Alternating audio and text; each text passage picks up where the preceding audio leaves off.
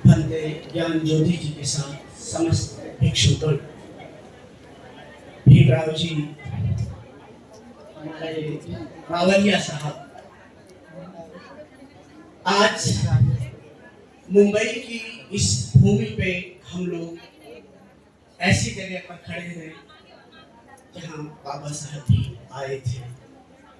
सही, और बाबा साहब की जमीन है ये, और इस भूमि पर खड़े होकर के हम उस भूमि के लिए लड़ रहे हैं जहां पर सिद्धार्थ गौतम बुद्ध ने ज्ञान। अभी भंते ज्ञान ज्योति जी ने एक बहुत अच्छी बात कही, छठवीं संगायना। हम 1935 की बात करते हैं लेकिन हम 1932 की बात नहीं करते। 1932 में जो सेकेंड राउंड टेबल कॉन्फ्रेंस हो रही है उसमें हम लोग पूना पैक्ट की बात करते हैं, लेकिन वहीं से बाबा साहब को बुद्धिज्म भी मिला है। कितने लोग जानते हैं इस बात को, मुझे नहीं पता, क्योंकि मैं यहाँ बैठा हूँ, भंते जी को सुना हूँ, मैं वो कहना चाहूंगा। राउंड टेबल कॉन्फ्रेंस में तमिलनाडु से एक व्यक्ति को बुलाया जाता है जिसका नाम था रट्टमलाई श्रीनिवासन। इस भारत में, दक्षिण भारत में एक जगह है जिसे कहते हैं कोलार गोल्ड फील्ड, सुना है आप लोगों ने? कोलार गोल्ड फील्ड के अंदर 1914 के अंदर पहली धम्म संगीति होती है और वहां पे लगभग 11,000 बौद्ध इकट्ठे होते हैं। कितने बुद्धिस्ट इकट्ठे होते हैं? 11,000। सन कौन सा था? 1914। और उस समय देश की पॉपुलेशन क्या रही थी? आज 140 करोड़ है। जब देश आजाद होता है तो 33 करोड़ थी। उस समय देश की पॉपुलेशन शायद 20-22 करोड़ थी। वो 11,000 जो है लाखों के बराबर था। जिस तरह से नागपुर के अंदर जब बाबा साहब हम लोगों को पुनः बुद्ध धर्म की ओर ले आए, हमने धर्म परिवर्तन नहीं किया है, हमने अपने धर्म को पुनः स्वीकार किया है, क्योंकि हमें कालांतर में कौन कहता है कि हम धर्म परिवर्तन करना चाहते हैं? अरे हम धर्म परिवर्तन नहीं कर रहे, हम तो बौद्ध थे, बौद्ध हैं, बौद्ध रहेंगे। हमारे पूर्वज कभी हिंदू मंदिर में नहीं थे, हमने कभी भी किसी ग्रंथ को नहीं पढ़ा, और हमारा जो पुजारी है वो कभी भी ब्राह्मण नहीं रहा। और जो लोग ऐसे परिवार से आते हैं वो क्या है? बौद्ध थे, बौद्ध हैं, बौद्ध रहेंगे। मैं जहां भी जाता हूं लोगों को एक बात कहता हूं, जैसे महाराष्ट्र के अभी भंते जी ने एक बड़ी अच्छी बात कही, हमारे पिता कौन है? बाबा साहब। अरे जब हमारे पिता बाबा साहब है वो बौद्ध बन गए तो हम उनके पोते हैं, तो हमें थोड़ी बौद्ध बनने की जरूरत है। क्यों भीमराव जी? इस देश के अछूतों को, इस देश के अंबेडकरवादियों को अपनी जाति से नहीं बल्कि बौद्ध होने के नाम से जाना जाना चाहिए। जब अपने स्कूल में बच्चों का नाम लिखवाओ तो सर्टिफिकेट में बौद्ध लिखवाओ, क्यों हिंदू लिखवाते हैं? और यही आंदोलन अगर चल जाए, मैं जहां भी जाता हूं लोग कहते हैं भंते जी कन्वर्जन करना है, बौद्ध करना है। मैंने कहा क्यों करना है भाई? आप बौद्ध नहीं हो? मैंने कहा बाबा साहब को मानते हो ना? हम मानते हैं। तो कौन हो? बौद्ध हो। बौद्ध लिखना शुरू करो, देखते हैं सरकार क्या करेगी। हमें ये बताओ कि हमें हिंदू कब बनाया गया? आज अगर कोई आदमी इस देश में ये साबित कर दे कि इस देश के लोगों को हिंदू कब बनाया गया, हम बौद्ध लिखना छोड़ देंगे। कोई डेट है? मैं बता सकता हूं, मैं बता सकता हूं उस डेट को। उसकी चर्चा में आगे करूंगा, पहले इस पे आता हूं। 1932 में महात्मा गांधी जी जब डरबन में रहते थे, डरबन में एक बुद्ध विहार होता था। साउथ इंडिया के एक बहुत विद्वान व्यक्ति थे, उनका नाम था पंडित अयोधी दास। कितने लोगों ने सुना है? कमाल की बात है यार, क्या बाबा साहब के अनुयायी हो। एक पुस्तक है एसेंस ऑफ बुद्धिज्म, बुद्ध धर्म का सार, कितने लोगों ने पढ़ा है? उसका जो वो है बाबा साहब का, उसमें है। पंडित अयोधी दास ने 1898 के आसपास में वो ये जो अडैयार नदी है उसके किनारे एक बोधि वृक्ष के नीचे बुद्ध धर्म का पाठ शुरू किया रोज धम्मपद के साथ। तो उन्हीं के साले होते थे श्रीनिवासन, जो पंडित अयोध्या दास है, उन्होंने एक संस्था बनाई थी South Indian Buddhist Association of Sakyal, और उसकी 5 ब्रांच हुआ करती थी। एक ब्रांच उसकी चेन्नई में थी, चेन्नई में पेरम्बूर में थी और अभी भी पेरम्बूर में है। एक ब्रांच उसकी मांडले में थी, एक ब्रांच उसकी जाफना में थी, एक ब्रांच उसकी कोलार गोल्डफील्ड में थी और एक ब्रांच उसकी डरबन में थी। और डरबन की ब्रांच को पंडित अयोध्या दास के जो साले थे रटमलाई श्रीनिवासन देखते थे।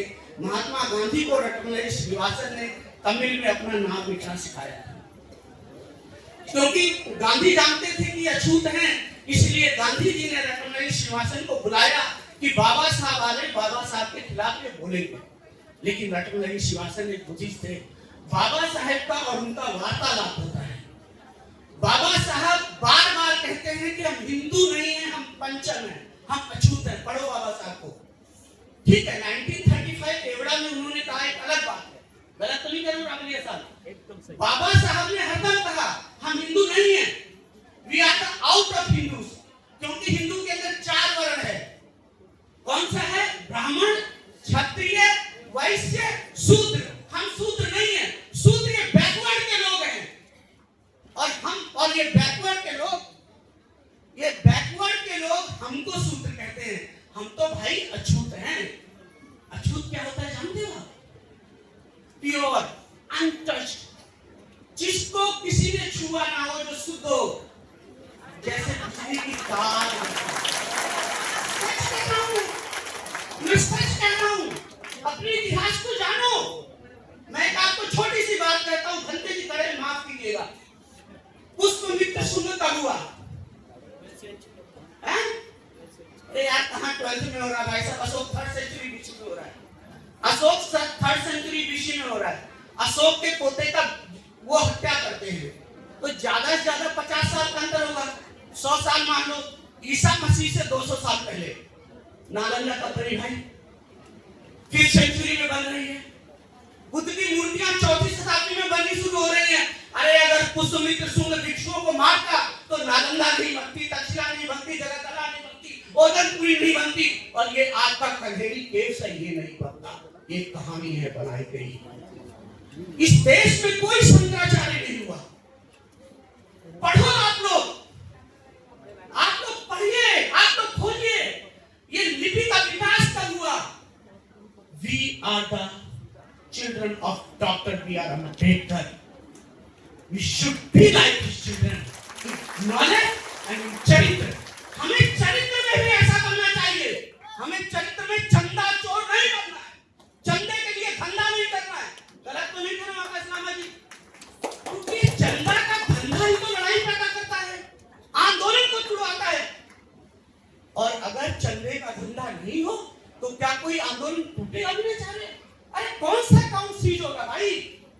विनाचार्य जी एक दिन बैठे थे, 8 मई की बात है, 8 मई है ना विनाचार्य, कहता घंटे जी प्रोग्राम करना है। मैंने कहा यार देखना, तो मैंने अपना QR कोड दिया, मैं पूछ दिया किसने QR कोड दिया उससे प्रॉब्लम होगी, मैंने तो दिया नहीं, मुझे क्या प्रॉब्लम है भाई? तो हम बाबा साहब के बोल सकता हूँ ना, जब कहोगे मैं चुप हो जाऊंगा।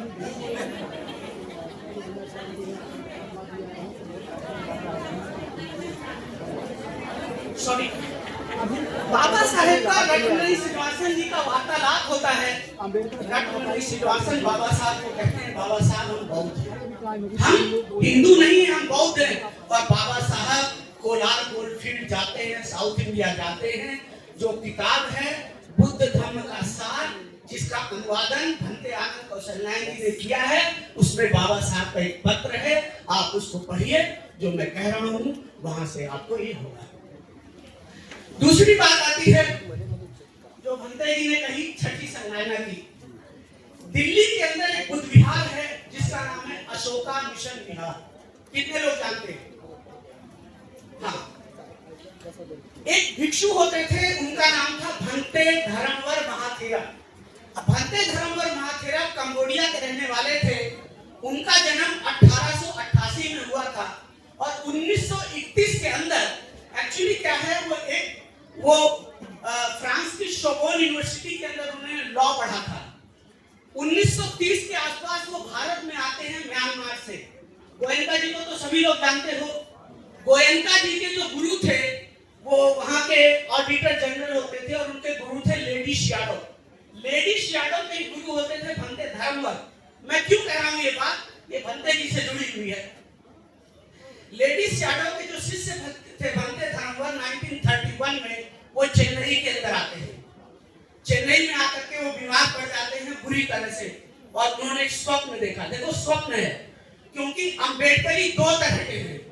अंबेडकरी कितने तरह के हैं? दो तरह के हैं। एक वो अंबेडकरी हैं जो कम्युनिस्ट हो गए। वो क्या हो गए हैं? कम्युनिस्ट। वो बुद्ध धर्म की हर बात पे टीका टिप्पणी करते हैं। ये पूजा में क्या रखा है, मूर्ति को क्यों पूजना, भंते को क्यों प्रणाम करना, ऐसा क्यों करना, वो हर चीज में उनके लिए कुछ नहीं। एक वो बुद्धिस्ट है जो बाबा साहब के बताए हुए रास्ते पर चलते हैं, बुद्ध विहार में जाते हैं, धर्म को धर्म की तरह से मानते हैं, पाप और पुण्य का अंतर समझते हैं, कुशल अकुशल समझते हैं, पारमिताओं को समझते हैं। तो आप कौन से बुद्धिस्ट हो? कम्युनिस्ट हो या अम्बेडकराइट बुद्धिस्ट हो? अम्बेडकराइट बुद्धिस्ट हैं हम अम्बेडकराइट कम्युनिस्ट नहीं है। तो भंते जी ने एक स्वप्न देखा, पूरी तरह से बीमार पड़ गए कि उनके बेड के पास में एक कोई आकृति बुद्ध जैसी खड़ी है।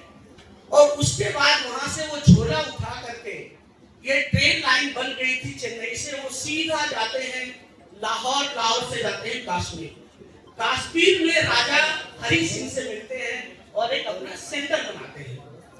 जब देश आजाद होता है और उनके पास इलाज कराने आती है माता रामेश्वरी नेहरू की माँ और उनके पिताजी। मैं क्यों बता रहा हूँ? जब देश आजाद होता है, पाकिस्तान रेड करता है, भंते जी को अपना बुद्ध विहार छोड़ के आना पड़ता है। भंते जी आते हैं दिल्ली में, मेहरौली में एक जगह है अशोका मिशन, और बाबा साहब देश के लॉ मिनिस्टर बनते हैं।